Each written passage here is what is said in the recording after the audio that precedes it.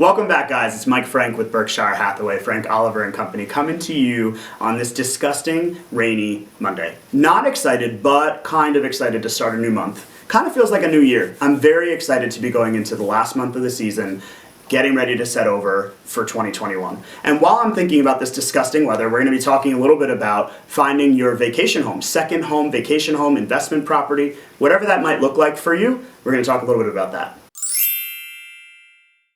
So last week we had our pie party, Thanksgiving, everything went off without a hitch. It was really exciting to see so many faces here at our office. We had an outdoor bonfire, we had everybody social distanced, a couple tables set up out in the parking lot, so it was really, really nice, and we're so thankful for the opportunity to share with all of our clients and our friends. Alas, looking forward to the new year, thinking about buying an investment property. So thinking about buying an investment property with all that's going on, people are considering getting into their own home where they can control the environment.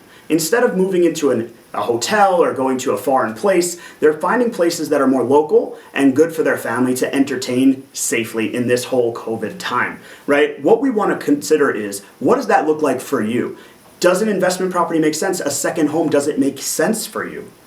Obviously, affordability is key. So that's the first thing, is your affordability of buying that second home. We need to make sure that you can qualify for it. And it's something that you can do comfortably. You don't want to buy a second home with the idea that, oh, I'll rent it out, but then what happens when you don't? We need to make sure that it's something that's affordable for you. You need to make sure that it's something that makes sense for you and for your family. If you guys are a family of 6, well, you need to make a home that's large enough for 6.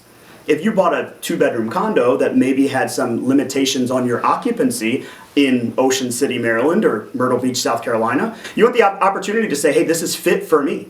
And if you wanted to buy a 10-person rental or rent it out as a 10-person rental, you want to make sure that the occupancy rules of the city and the county cover you, right? You don't want to buy something that doesn't make sense. Again, affordability makes sense. Occupancy makes sense. Obviously, location. It's got to make sense. One of my best friends bought a house in this place that I had never even heard of called Topsail Beach. Now, some of you may know, and North Topsail is an up-and-coming area. For me, it's 7 hours away. I don't want to drive that far. That doesn't make sense. But location, location, location. And for them, for their family, being able to go there for 3 days every month is so relaxing. Location is key. You want to make sure that it fits you. Right? You don't want to buy something that's in Florida if you have a hard time getting there. You want to buy something that you can get to, something that you can work within, and something that fits you and your family. Obviously, your goals are important, but it's got to fit, right? Speaking of goals, you don't want to forego the cost of maintenance. Think about how much you spend on your current home today. It doesn't have to be a lot, but a couple $100s a month can certainly add up. When you have an investment property that you're not next to, right? Something that's 2 or 4 or 7 hours away, you have to have a plan in place for that maintenance. And that might include hiring a property management company. It might include hiring a cleaning service or a maintenance service that routinely checks on the property and gives you active updates to the status of your investment. You don't want to bypass that maintenance or allow it to go something where you're going to be the person in charge. What happens if you don't make it there? What happens if there's a hurricane or a fire? Who's going to spend the time maintaining the property?